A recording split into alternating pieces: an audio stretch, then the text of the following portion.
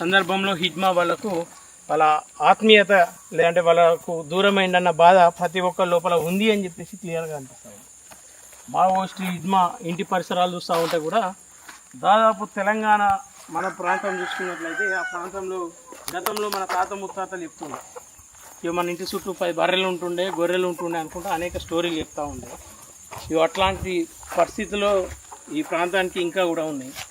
స్వాతంత్రం వచ్చి ఇన్నేళ్ళు కాలం గడుస్తూ ఉన్నా ఇంకా కూడా బయట ప్రపంచానికి వెళ్ళాలంటే అసలు బయట ప్రపంచం తెలియదు. ఇంకా అనేక సమస్యలు, అసలు వీళ్ళకి ఏదైనా రోగం వస్తే మాత్రం దారుణమైన పరిస్థితి. అసలు వైద్యం అంటే తెలియదు, ఏదైనా ఇబ్బంది అయితే అసలు హక్కులు తెలియదు, చదువుకుందామంటే విద్య గురించి తెలియదు. ఏం చేస్తారు? ఇక్కడనే వీళ్ళ జీవనం అంటే వీళ్ళకు బయట ప్రపంచంతో సంబంధం లేకుండా వీళ్ళ బలం, వీళ్ళ బలగం అంతా కూడా ఇదే ప్రాంతం. ఈ ప్రాంతంలో వాళ్ళకు అంటారు కదా, ముసలికి నీళ్ళలో 1000 ఏనుగుల బలంలాగా ఈ ప్రాంతంలో వీళ్ళకు బలం. ఈ ప్రాంతాన్ని విడిచి వీళ్ళని పంపించే ప్రయత్నాలు జరుగుతూ ఉన్నట్లు కొంత అయితే కనిపిస్తూ ఉంది. మరి వాస్తవం ఎంత అవాస్తవం ఎంత తెలియదు. ఒకసారి విద్యుత్ స్తంభం కూడా చూడవచ్చు. ఇప్పుడిప్పుడే ఈ మట్టిని కూడా కూడిపేసి వెళ్ళినటువంటి సందర్భాలు కనిపిస్తాయి. ఇప్పుడిప్పుడే ఈ విద్యుత్ స్తంభాన్ని కూడా పాతి వెళ్తూ ఉన్నారు విద్యుత్కు సంబంధించిన కాంట్రాక్టర్లు ఎవరైతే ఉన్నారో. ఈ విద్యుత్ స్తంభాలు వాడుతూ ఉంటే కూడా ఈ ప్రాంతం వాళ్ళంతా విచిత్రంగా చూస్తూ ఉన్నారు. అసలు ఏంది, ఇవి ఏం చేస్తూ ఉన్నారు, ఎందుకు, వీటి వల్ల ఏం పని ఉంటుంది అని చెప్పేసి ఆశ్చర్యానికి గురవుతూ ఉన్నారు. ఎట్టకేలకు హిడ్మా లేడన్న వార్తకు అందరూ జీర్ణించుకున్నారు, బాధపడుతూ ఉన్నారు, ఏడుస్తూ ఉన్నారు. అది జీర్ణించుకోలేని అంశమైనప్పటికీ కూడా రేపటి అంటే ఒక వ్యక్తితో ఈ వ్యవస్థ ఆగిపోదు అన్న సిద్ధాంతంతో వీళ్ళు ఎంతో కొంత బాధలో ఉన్నప్పటికి కూడా కొంత ధైర్యంగా ఉన్నారు. ఈ ఇంటి తల్లిని అడిగే ప్రయత్నం చేస్తే హిడ్మా ఫోటో చూపించగానే కన్నీరు పెట్టింది. ఇక కెమెరాలు అంటే వాళ్ళకి తెలియదు, సెల్ ఫోన్లు అంటే తెలియదు, బాధపడుతూ ఉన్నారు, ఏడుస్తూ ఉన్నారు. ఇప్పుడు వీళ్ళకు ధైర్యం అంతా కూడా దేవ. అసలు ఎవరి దేవ, ఆయన ప్రాంతం ఎక్కడ, అసలు ఆయన వల్ల వీళ్ళకి ఎట్లాంటి లాభాలు ఉంటాయి అనే అంశాలు చూస్తూ ఉంటే ఏదైతే హిడ్మా మరణం తర్వాత హిడ్మా ప్లేస్లోకి దేవాను తీసుకొచ్చారని చెప్పి చెప్తా ఉన్నారు. అసలు దేవ ఎవరు, దేవ ప్రాంతం ఎక్కడ అని చెప్పేసి అంటే ఎక్కడో కాదు, హిడ్మా ఇంటికి కూతవేటు దూరంలో దేవ ఇల్లు ఉంటుంది.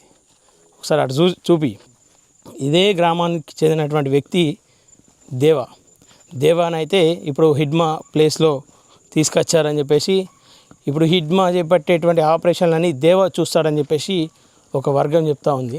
ఈ ఇళ్ళ పైన కూడా జాతీయ జెండాలు, ఒకవైపు గుండెల్లో భయం, ఇళ్ళపై జాతీయ జెండాలు, ఇట్లా అనేక ఇబ్బందుల మధ్యలో ఉంటా ఉన్నారు. వీళ్ళందరికీ కూడా ఇప్పుడు పెద్ద దిక్కు దేవ.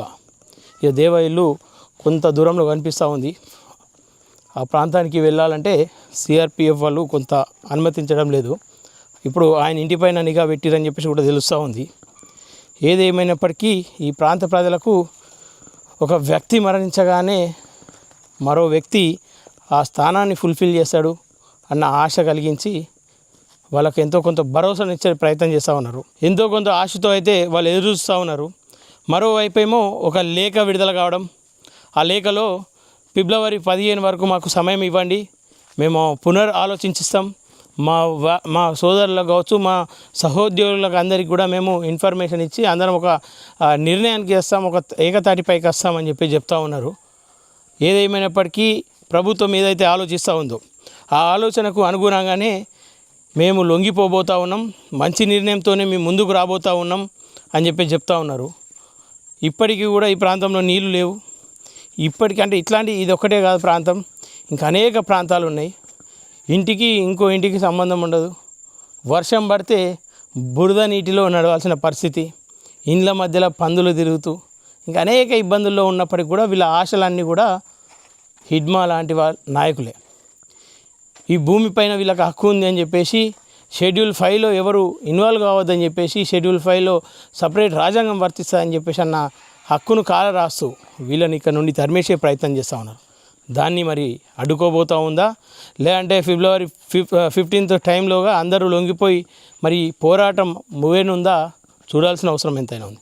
ఒకవేళ నిజంగానే పోరాటం ముగిస్తే 15 తారీఖు నాడు ఏదైతే సమయం అడిగిరో ఆ 15 తారీఖు నాడు ఖచ్చితంగా తర్వాత ఒక నిర్ణయాన్ని తీసుకొని వీళ్ళందరికీ ఎక్కడో ఒక డబుల్ బెడ్రూమ్లు 3 ఎకరాల భూమి ఇచ్చి వీళ్ళని పట్టణాలకు తరలించి ఈ అడవిని అంతా వాళ్ళ ఆధీనంలోకి తీసుకుంటారు. ఇదైతే నగ్న సత్యం. ఎవరు అవునన్నా కాదన్నా ఇది వాస్తవం.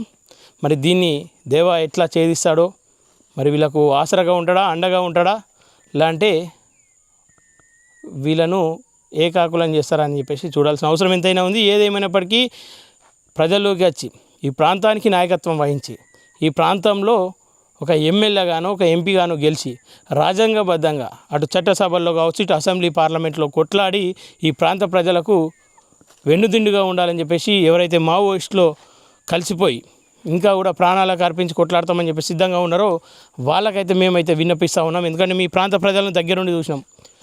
వీళ్ళకి మీరు ఎక్కడో ఉండి కొట్లాడి వీళ్ళకి ఏం సాధించారో మాకు తెలియదు. ఈ ప్రాంతం అయితే అభివృద్ధి దిశగా లేదు, ఇంకా అభివృద్ధి కావాల్సిన అవసరం ఉంది. పిల్లలకు ఒక్కొక్కరికి లోపల అనేక అవస్థలు ఉన్నాయి, ఇబ్బందులు ఉన్నాయి. అవన్నీ వాళ్ళు చెప్పుకోలేరు. వైద్య పరీక్షలకు వెళ్తే కానీ అవి బయటపడాయి.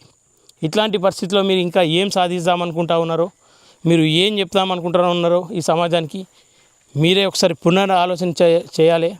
ఇక్కడ రావాలి, ఖచ్చితంగా ప్రజల మధ్యలో ఉండాలి, ప్రజలకు నాయకత్వం వహించాలి, ప్రజలను సరైన బాటలో నడిపిస్తూ ఓటు అనే ఆయుధాన్ని మీ చేతిలో పట్టుకొని మీ పేరు పైన మీరు ఒక అభ్యర్థిగా నిలబడి మీకు ఆ ఓటును మలుచుకొని వాళ్ళ పక్షాన పోరాటం చేయాలి.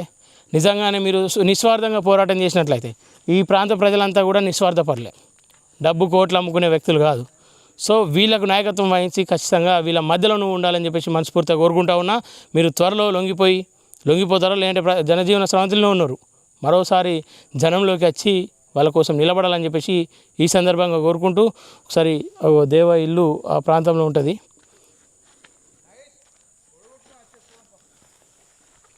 ఎవరైనా సరే ఏదేమైనప్పటికీ తుది నిర్ణయం తీసుకొని త్వరలో మీరు జనజీవన స్రవంతిలో కలిసిపోవాలని చెప్పేసి ఈ పోరాటానికి ఒక ముగింపు పలకాలి. ఏ పోరాటమైనా ఏదో ఒక సందర్భంలో అయిపోవాల్సిందే.